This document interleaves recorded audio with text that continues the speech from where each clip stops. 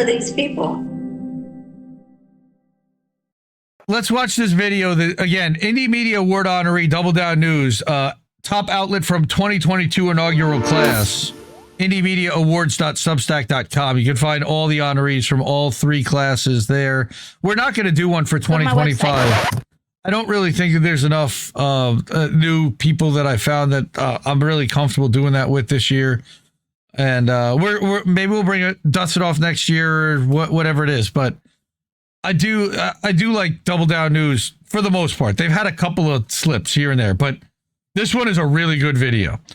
And this breaks down exactly what went down on October 7th, because there's a lot of questions. So before we get into the video, there's a tweet that accompanies this.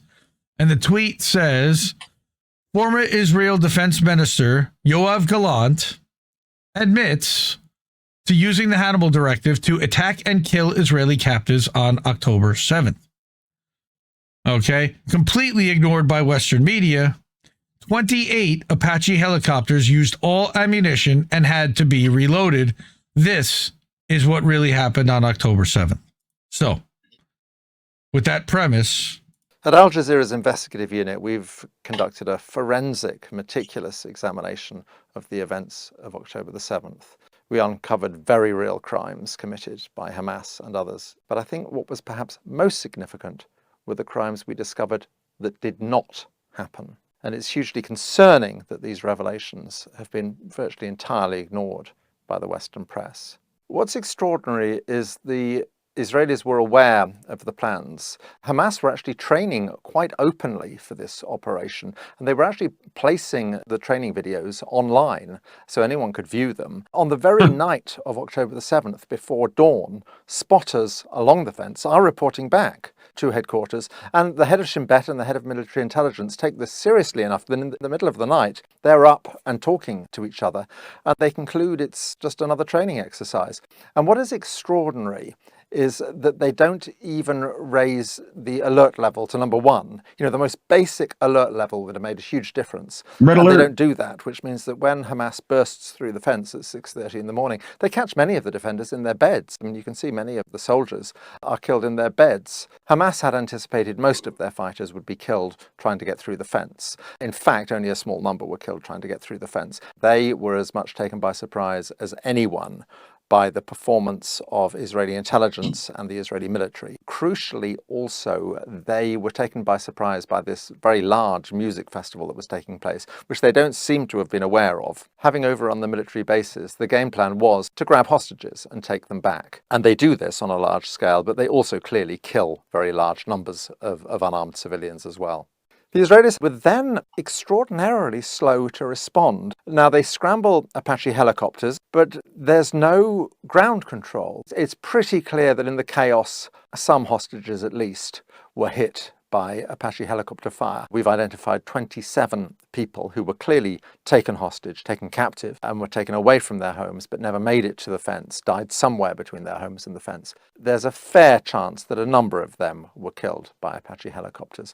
Within the kibbutzes, we've identified 18 people who were pretty much certainly killed by the police and the army as they arrived. 12 of them a specific incident in kibbutz Beri, where you have a large number of gunmen, around 40 gunmen, holed up in a house with 13 hostages. A tank is brought in and opens fire on the house. There are 2 survivors from this incident, which is why we know about it. There may be other incidents we don't know about because everyone was killed, but there are 2 survivors from this who spoke to Israeli media. There's a common sense thing. You just have to look at the scale of the destruction, and it's clear that 1,200 men armed with rocket-propelled grenades and machine guns did not do all of this.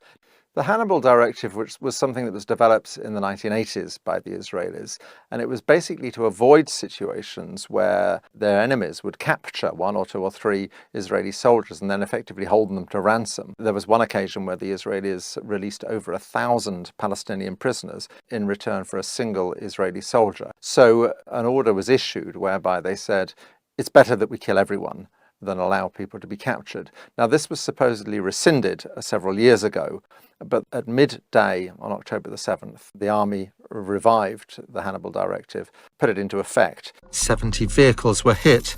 At least in some of the cases, everyone in the vehicle was killed. The Israeli military does not deny the report. The peculiarity of the days after October 7 is that the Israeli media and subsequently the international media choose to focus not on the very real and extensive crimes that Hamas and others did commit, but on crimes they did not commit. And this had two focuses. In the days immediately after, it's to do with babies. The most dramatic one is we see an allegation that there were 40 babies killed, many of them beheaded. This is very simple to deal with because we have a comprehensive list of the dead. We know that 2 babies are killed on October the 7th. One is a 10-month-old child who is hit by a bullet fired through a safe room door. The other is a child who dies after an emergency cesarean, a Bedouin child, in fact.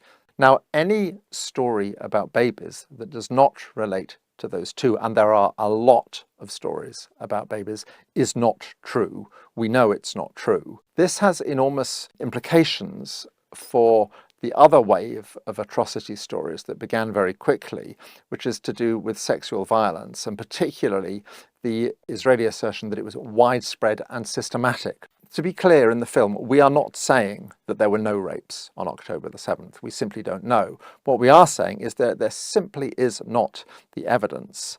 There's not the forensic evidence, there's not the visual evidence, there's not the photographic evidence, and there is not the witness evidence to support the allegation of widespread and systematic rape. The Israelis have this strange system where they farm out the collection of bodies after disasters and terrorist attacks and so on to an organization called Zaka, who are ultra-Orthodox religious volunteers. They collect the bodies, prepare them for religious burial and so on. A character that many people will have seen in the days afterwards is Yossi Landau, who was the southern commander of Zaka, who was on television a great deal. He said, "The 2 piles of 10 children each were tied to the back, burned to death." You then see a phone call which Netanyahu makes to President Biden, where he repeats this story. In fact, he embellishes it. They took dozens of children, bound them up, burned them, and executed them. Terribly important, this, because it was entirely untrue. We know the house he's talking about. I've seen the video, Jack. In Kibbutz Be'eri, which was the house that was stormed by Israeli police and military, and where it is almost certain that all of the hostages were killed by the Israeli police and military. There were 2 children there, 2 twins, but no other children, so we know the story is untrue. Mr. Landau told a number of other stories. There's one particularly notorious one about the fetus being cut out of a pregnant. This fucking guy, okay, this Yossi Landau guy is the worst, okay? Like, he's admitted multiple times that he lies just to be able to engender some kind of sympathy for whatever cause he's doing, all right? And then 3 weeks later, after the story's already gotten out and everyone's yelled at him that wasn't what happened and show us the evidence, we made it up. Again, it's the story about a lie can make it around the world 10 times before the truth has had a chance to put its pants on. That is exactly what these people at Zaka exploit all the time. Yes, 7 sign, every accusation is an admission, okay? And Revolution continues. They made up these stories ahead of time. They knew that they would need them. That's right. They have, and not only that, but the fantasies and the crap that they make up, only the sadistic kind of people like them would even conceive of stuff like that. Because every report that we've gotten talked back about that before, right? All the hostages Where that it's come like back. all the times they worry about what Palestinians are willing to do to others. You know, it's like the Israelis' idea of like, it's just like here where the majority, right, gets upset at the minorities if they become the majority because like of what the majority did to those minorities. It's exactly what's happening here, where Israel's done unspeakable things to Palestinians, and they're worried about if Palestinians ever, by grace of God alone, like become in power, what they're willing to do to Israelis. And it's like they show it every time. Their own fear is what's projected. You know, this is what they think of doing to people. You know, clearly. Right. Like, it's just, it's ridiculous. this guy Yossi is infuriating. And again, this guy is like Shmuley level infuriating, I would call You know, like he's a troll. Right. And he goes in and he's personal friends with Bibi, and he's under instructions to craft like the most disgusting, fear-mongering story, rage-inducing, however much truth you have to include or not. We don't care. Just get everybody angry and enraged. And he does it. Yeah. Woman. The baby that was connected to the cord was stabbed. Just lies. She was shot in the back. We simply know this is untrue. The list of the dead show there's no such victim. Mr. Landau said, I have a picture of this atrocity. If you want to see the picture, I have the picture of it. This is the baby. I'm sorry to be graphic here, but I can't see a baby here. You can't see the baby. Why are you showing me a Mid-Journey photo right now? It was a piece number of one. Number two, flesh. They're not showing it to us. They're showing it to him. He's showing it to that guy, but we don't get to see it. The videos of October 7th, it's so bad that psychologically, I'm not quite sure why he offered to show me a photo that he didn't have. I'd point out as well that Zaka was an organization that was in trouble. There had been a major scandal. Its founder had been accused of child sexual abuse. There was a financial scandal. Of course. To be cooking He's in Israel. It's raised an awful lot of money since October the 7th. These stories were clearly useful, and they were useful to the Israeli government. In the film, we see Benjamin Netanyahu visiting Zaka volunteers and thanking them for talking to the world's media and stressing that this is another front in the war.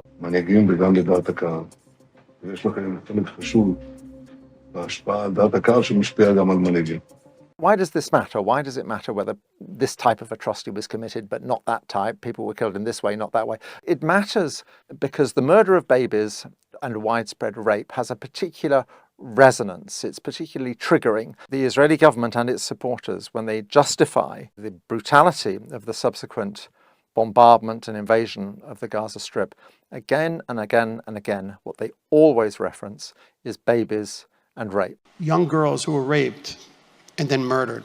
Women brutally raped and murdered. Little kids who are beheaded.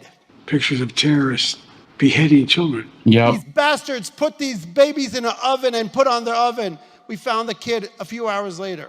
This is also something you've seen in previous conflicts as well. If you want to dehumanize an enemy, if you want to desensitize propaganda to the suffering that is inflicted on that enemy, then you portray them as barbarians, basically as savages, as people who are not deserving of humane treatment. And that's why it's relevant. That's why it's important to pick apart. A lot of the world's leading media outlets have done in-depth investigations. Sounds of the South, concluded that there was kind of widespread, shit. Systematic, instrumentalized, weaponized rape. The New York Times makes a particular feature of the story of a young woman. She was killed early in the morning, 9 miles north of the music festival site, as she and her husband were fleeing. The New York Times, in its big December investigation into sexual violence, leads with this, and about a third of the article consists of her story. And it's immediately undermined because the woman's sister then posts on Instagram immediately afterwards, this isn't true, we know she wasn't raped. She was texting us until minutes before her death. It's also the case that her husband had a lengthy phone conversation immediately after her death with his brother, and again, made no mention of rape. So it's very important that, because it's the central, most compelling piece of information in one of the biggest investigations done by one of the world's most prestigious media outlets, the New York Times, and it turns out not to be true. It's done by 3 journalists. One of them turns out to be somebody who worked in some capacity for Israeli intelligence previously, who has virtually no journalistic experience, and who had liked genocidal media posts. It's very interesting with Anna Schwartz. She gives an interview in Hebrew to an Israeli channel. She actually lays out how difficult they were finding it to find evidence that they were talking to all the hospitals and all the psychiatric clinics and so on, and that there was simply no evidence at all. There were no witnesses had come forward, no victims had come forward at all. I think she's telling this as if to show what digging they had to do, but it's actually very revealing. In the end, it's quite clear they fall back on the same sources as everyone else: Israeli government officials, IDF officers, and first responders, all sources which were discredited by the baby stories. So no babies were beheaded, no babies were thrown into ovens, and there is no real evidence for widespread and systematic rape. Now, it's very clear why the Israelis might want these stories to circulate. What's less clear is why very reputable Western news and media outlets should swallow them so uncritically, particularly given the track record of the Israeli government I can't and the imagine. IDF, which has been shown again and again and again in the past to have been less than Right. kosher This in is many what accounts. that whole thing was Daniel fucking discredited Hagari. completely. And this one, the dancing girl. While this mission is urgent, we will continue to fulfill Fucking it with wild. care and with a commitment to the sanctity of life, both Israeli and Palestinian. The response to our film, October the 7th, has been interesting. The response is not to criticize and to pick apart and say we've got it wrong. They don't do that at all. What they do is they simply ignore you, which on one level I take as a compliment, because I think there are all sorts of people out there who would First very they much ignore like you. to pick apart what we're doing and to destroy it and discredit it. And I think they take one look at it and decide they can't really do it. So what they do, which in a way is even more damaging, is just to entirely ignore us. This is significant because so often what we are doing is critiquing the way the mainstream media has covered the story, which may well be, of course, precisely why the media doesn't want to look at what we've done. So in a way, the treatment of this in many ways echoes the treatment of our earlier series, The Labour Files, which offered a critique of the dominant media narrative about Corbyn and the Corbyn years on the anti-Semitism crisis. The allegation of anti-Semitism clearly is a very powerful weapon that can be wielded in defense of the Israeli state. I think sometimes, particularly by the Israeli state, it is wielded very cynically and very deliberately. When the ICC investigates Israel for fake war crimes, this is pure anti-Semitism. What about real war crimes? It's not the case in Western media and Western societies that you cannot criticize Israel. You can. I'm about to show Well, they're Israel. They never commit real war crimes. I'm about to show some. That's one right there. What you cannot do is to question the fundamental philosophy of Zionism. What you are not allowed to do is to say what all Palestinians would say. Israel is a state whose defining feature is and has always been that it is structured to ensure the domination of one ethnicity over another, that it is in effect an apartheid state, which is what all of the world's human rights organizations now describe it as. The enormous peculiarity and dysfunction of Western media with Israel is not only does it not say that, you're actually not allowed to say that. And this renders criticism of Israel perilous terrain. People are very on edge. They're very aware that they're straying into dangerous territory. They're very aware they have to choose their words terribly carefully, otherwise they will be misconstrued. You can see this happening at its worst. Or they'll be shot in the throat. Where particularly Jewish people are far, far more likely to be suspended and expelled for anti-Semitism from the Labour Party than non-Jewish people. But there is something more fundamental that goes on, which regards the Palestinian people as a whole. Once you have tainted them with the stain of anti-Semitism, you have opened the door to, you have facilitated the dehumanization of Palestinians, which is the psychological prerequisite of Israeli brutality towards the Palestinians and of Western complicity in that brutality. Palestinians will often make the point that they did not choose who their occupier was, who their colonizer was. So in fighting back, yes, they are inevitably fighting back against Zionists and Jews. It doesn't mean they're anti-Semitic. One has to ask oneself the question, are we really saying that if they had been colonized by Greeks or Italians, they wouldn't be resisting their occupation? Of course they would. 36 Israeli children were killed on October the 7th, and this understandably got widespread international media coverage. At this stage, I think over 14,000 Palestinian children have been killed. And you would expect the outrage and the coverage to be proportionately greater, and it's not. In future, people will look back at what is being done, which is essentially the flattening of a whole series of towns and the mass murder of thousands and thousands of unarmed civilians, almost half of whom are children. And they will be absolutely bewildered by how the West allowed this to happen under its very noses with weapons that were being supplied by the West. There is a rupture in the relationship of large numbers of people with the political media class. There is a fundamental alienation that is going on right now as a result of what is happening in the Gaza Strip. I think that's very dangerous for the future.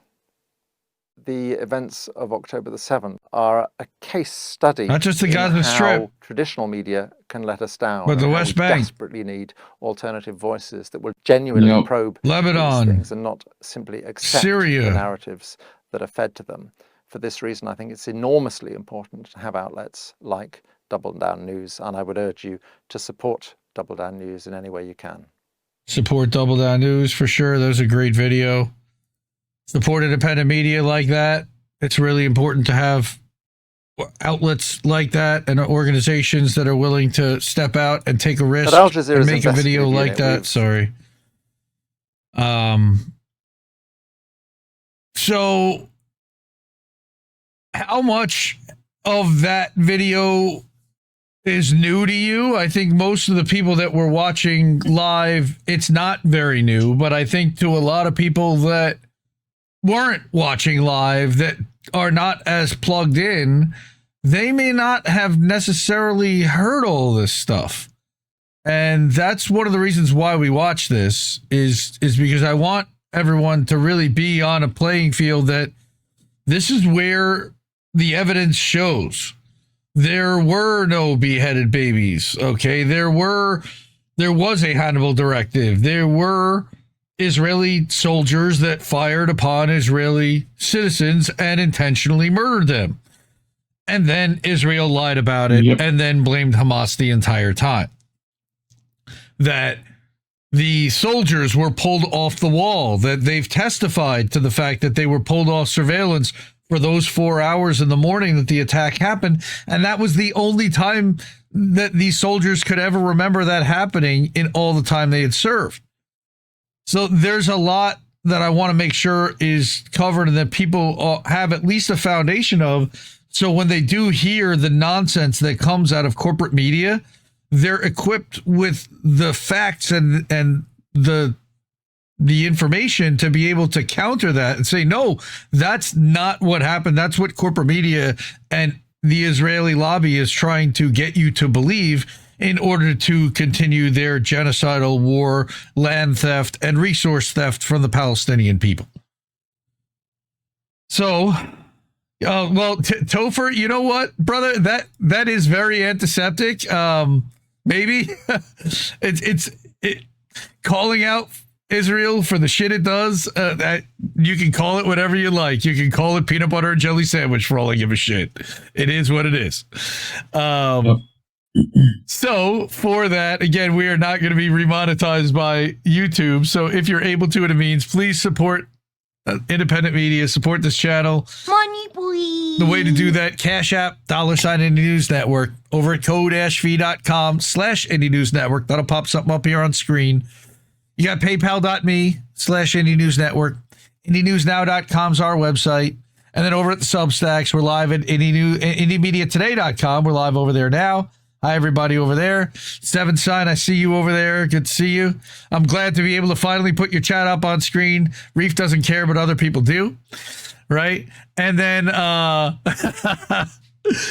and INN Newsletter. We're going to be live later over there tonight. Tonight is an uncensored boat smashing into other boats.